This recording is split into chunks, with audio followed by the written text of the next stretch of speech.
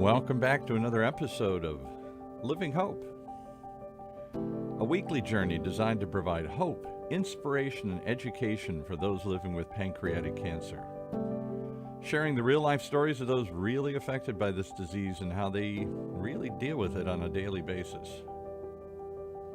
With your host, the woman who's been on this journey the most, Roberta Luna, 19 years and counting, right? Right. That came out loud. So let's... You're not supposed to say that came out loud in the middle of the show here. Sorry. I'm still learning the You're ropes still here. learning the etiquette of the show, Sarah. So let's go to the core question here today. Who did you bring with you today? Well, thank you. I brought today, I think, a very special guest for me. Her name is Dawn Kamber. Dawn is the Public Affairs Director and podcast host of a half-hour show, Impact OC, here on OC Talk Radio. Dawn interviews guests who impact Orange County in a positive way. Today, I feel like I'm turning the tables here. Dawn, for one, is the role model that I look up to and hopefully will do as well as she's always done on her shows. But Dawn first had me on a guest on her show in 2008. And I feel had that first interview never taken place and Dawn had not continued with them, Paul Roberts, our station manager here, who you hear, would not have heard our journey and we wouldn't have been given this wonderful opportunity. So Vic and I want to thank both of you for your part in this new journey, and we're looking really forward to it and hope we can really do some good with it. Dawn, I don't know if you remember how we met, but I received a call from you. At the time you were the public affairs and I think the news director at a different station. You received a media release I had sent out about an Angels game that we were doing as an awareness and fundraising event. You introduced yourself and said, "Is there enough for you to talk about pancreatic cancer for a whole half hour?" And my response back was, "All I get is a half hour?" I remember asking you to do this show recently and you said, "Do I have enough to talk about for a half hour?" Well, I think we can manage to do that. So to get started, before that first interview, had you ever heard of pancreatic cancer, had any connection with pancreatic cancer? The first time I heard about pancreatic cancer was actor Michael Landon. It was announced that he had the disease, and I recall him being interviewed at night by one of the top nighttime talk show hosts, and he was comical about it, but it was very serious. I did not know what pancreatic cancer was, but hearing him talk about it scared the bejeebies out of me. And then you move on, and there have been other people who had the disease, like, well, it's currently Alex Trebek, Patrick Swayze, Charlotte Ray. None of these people are alive today, but it's brought pancreatic cancer to the forefold. That it has. And it's funny you mentioned Michael Landon, because ironically that was the first time I heard about pancreatic cancer too. It was on, I believe it was a Johnny Carson show, and he got That's down right. and did, push-ups. And I was thinking, maybe I shouldn't say this, but as a young girl growing up, I had a crush on Little Joe. He was the cutest thing. I loved that hair, just the whole thing. So when I heard about him having pancreatic cancer, the first thing I did was to Google it, which I think was a big mistake. And I always tell people once they hear they've been diagnosed, I advise them not to Google, because you don't hear or read very positive things there. And then I really didn't think about it until years later when my dad was diagnosed with pancreatic cancer. And again, I made the mistake of Googling it and noticed, wow, nothing had changed since Michael Landon's death and my dad's diagnosis. There was still too many people being diagnosed and too many people dying from this disease. And it seemed like nothing had changed. Are you seeing basically the same, do you think, or am I looking at it in a different way? I'm not hearing anything more about it. I mean, you just hear when someone is willing to reveal they have the disease, and then when the time comes that they're an obituary. And very sad. It is very sad. I wanted to ask, as far as, like I said, the first time we met, I heard from you, was about an Angels game. You mentioned that you had just walked by, I guess, the fax machine or something and saw the press release. What was it there that grabbed your attention enough that you wanted to even do a story about pancreatic cancer? Well, I didn't know much about it, and I thought it would be a great half-hour show. And I, have to say we've done many of those half-hour shows. We've and been able to do the half-hour shows consistently every single year. And I don't think we've ever run out of information or anything to talk about, which, No. I think we've been able to keep it pretty fresh. Unfortunately, again, not much has changed with those interviews other than, updating and you allowing me to bring sometimes different guests with me, which I really appreciate that opportunity. They were able to share their journey. Vic, my husband, was one of those. He's a caregiver for me and my family. Jennifer was pregnant when her husband was diagnosed and died 3.5 months after their son was born. Anna lost family members and her mother-in-law to the disease. Susie was a caregiver for her husband, and she was also diagnosed with pancreatic cancer 6 months after her husband's death. So many different journeys.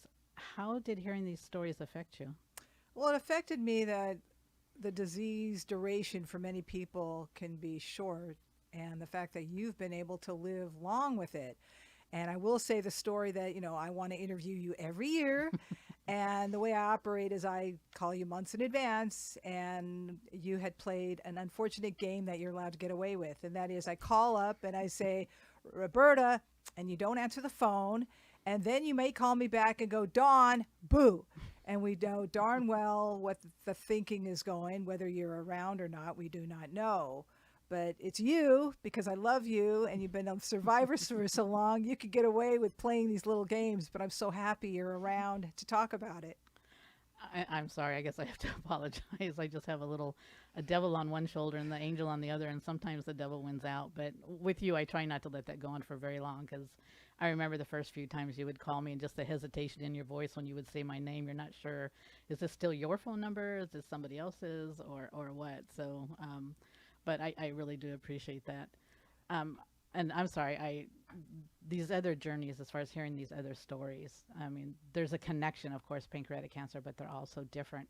Do you take away anything from that, or? Just the fact that there is hope, but there's also despair, because people are dying from the disease and we don't have a cure for it. Yeah, unfortunately, not much has changed there, though. When I was diagnosed, I believe when my dad was diagnosed, I believe the survival rate was only 3%. When I was diagnosed, it was 4%, and then it went 5%, which it was for many years. But now we are finally up to 10%, which is an improvement, but still not good enough and still not acceptable. We really need to get more awareness out there and get those survival rates up. I don't know. Early detection, is that the answer? I think so. I don't know if you have any thoughts on any of that, what you've heard or have you seen in the media as far as any. I have heard nothing about early detection. I mean, when I tell people the story about you, which I proudly talk about, Roberta Luna, I love you so much. I say, yeah, I've been interviewing this lady for years and she's been living with it for 19 years, but she tells people that she told her doctors that family members died of the disease, and she told the doctors to say, find it in me. And they did. And people are so amazed and impressed that you've been able to live this long with this disease.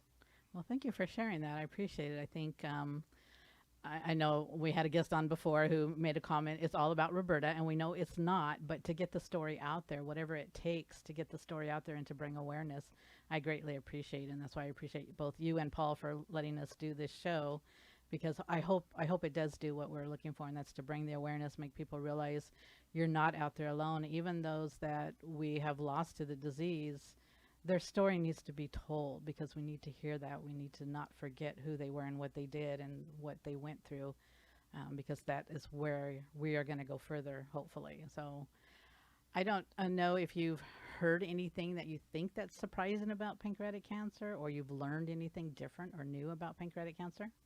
The only thing that surprises me is there isn't that much more money that's being devoted to research for it. You would think that the disease is so deadly and we don't know that much about it, that by now there would be more money put forth to find a cure for it.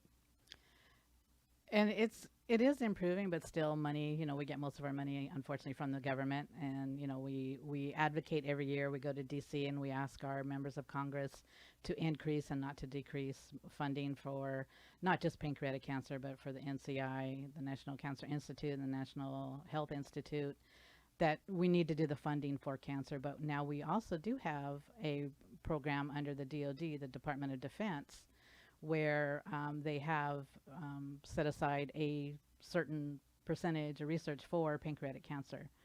And I know a lot of people ask, well, how did you get it under the DOD? And my thought was always, as a patient survivor, we are fighting our own type of war.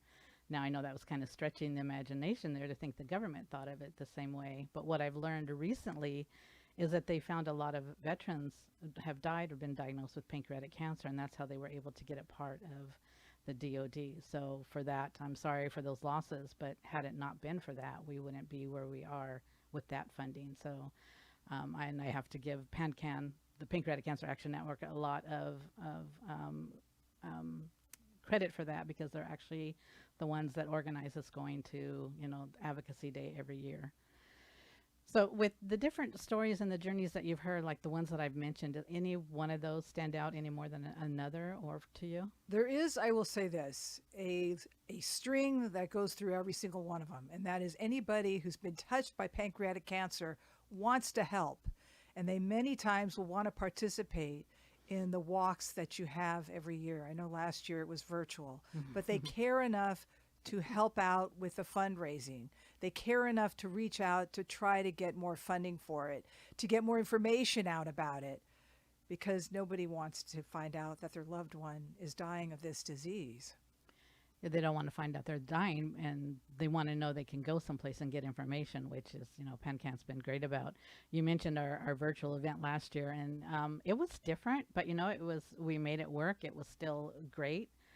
Of course, we want to be, and we love to be in person, but it was nice that they were able to still do something, keep us out there and doing something. And you're right, people who get involved really want to make a difference in this. And I'm really happy to announce that Purple Stride has been moved to April 30th, 2022, but it will be in person. So that's going to be awesome. I can't wait to see everybody back out there.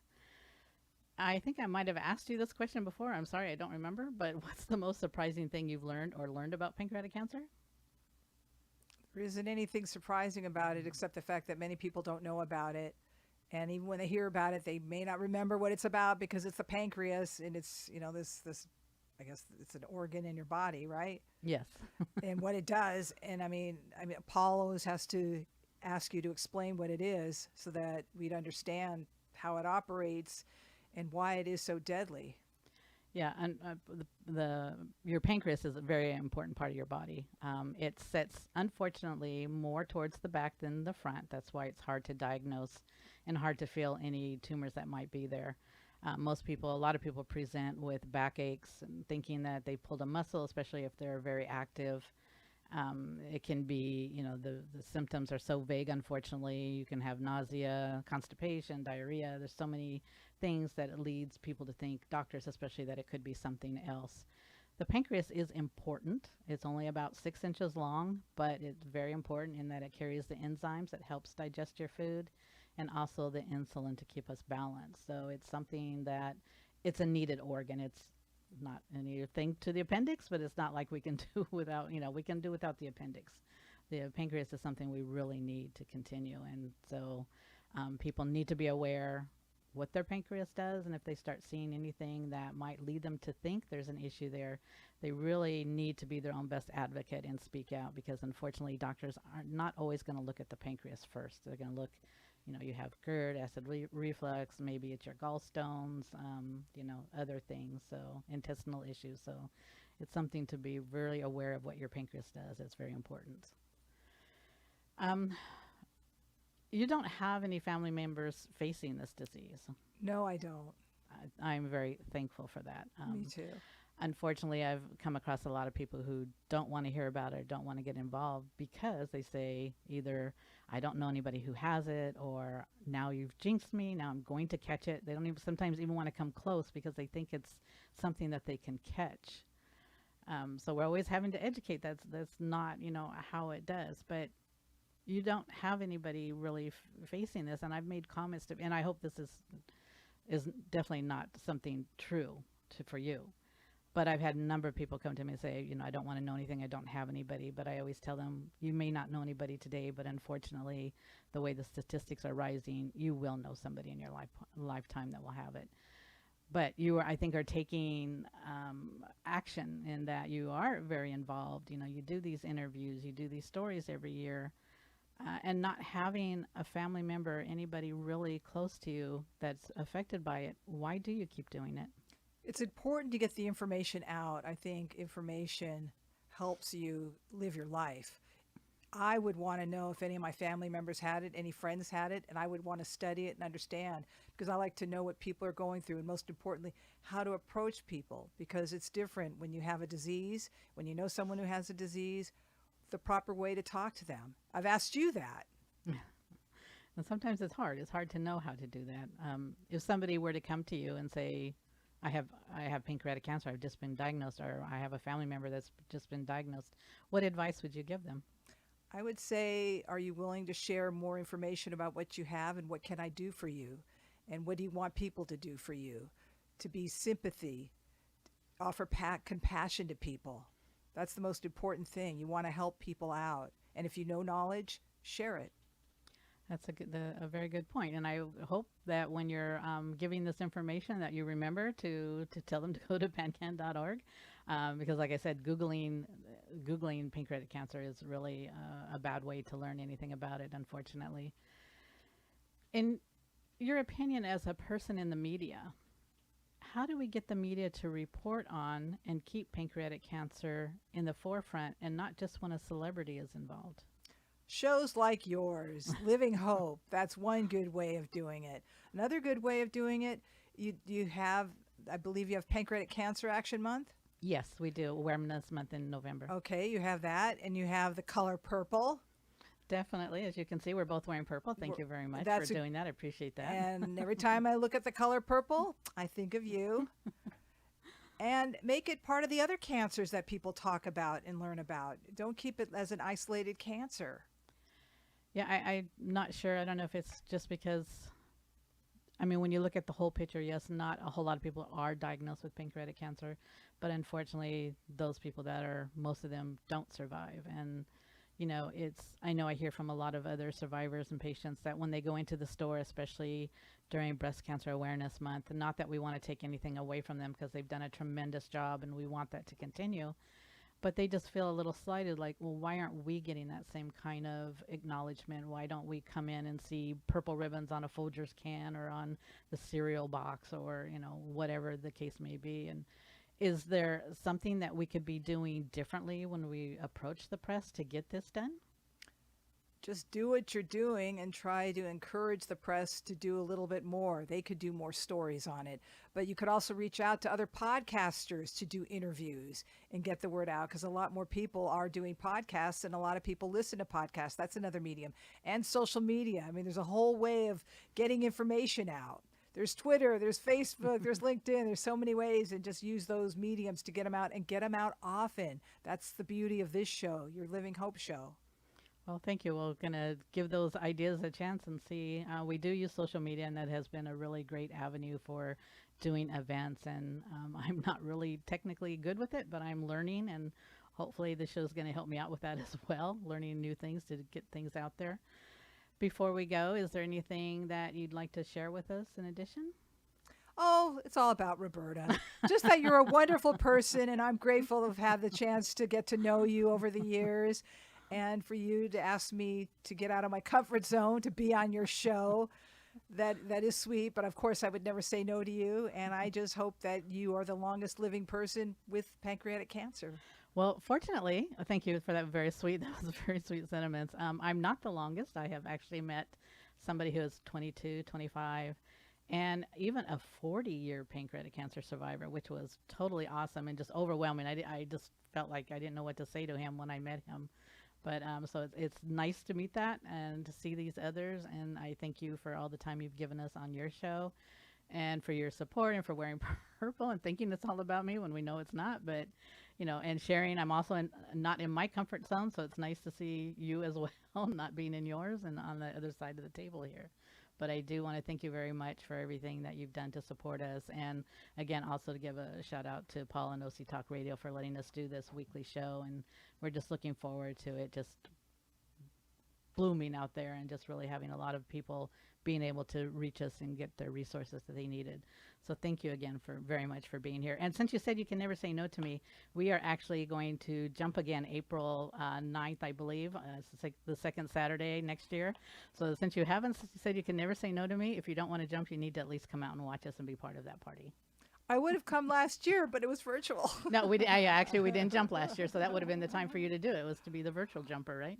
Sure. But we'll be doing it again in April next year, and it's going to be a great try to recruit a new person as well as a survivor every time. So again, even if you don't want to jump, I won't make you get in the plane and jump, but just come out and have fun. Sure. You said jump out of a plane?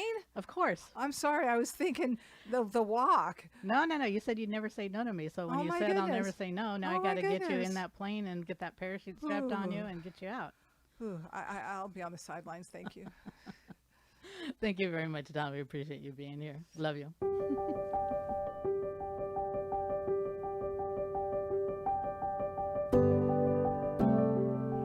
Well, there you have it. Another episode of Living Hope, a weekly journey designed to provide hope, inspiration, and education for those living with pancreatic cancer. Sharing the real-life stories of those really affected by this disease and how they deal with it on a daily basis. And if you or anyone else you know needs help or has somebody that's just started the journey, or you're riding the journey yourself, there is a place to go. Contact Patient Services at 877, the number 2, PANCAN. That's 877 and the number 2, PANCAN, to reach the Pancreatic Cancer Action Network. Talk to somebody who's going through what you're going through right now, which is what we'll do each and every week. Join us right here in Orange County's only community radio station as we explore more Living Hope, a weekly journey for those with pancreatic cancer. Streaming live from the University of California, Irvine's Beale Applied Innovation Center, this is Paul Roberts inviting you to come back and join us each and every week.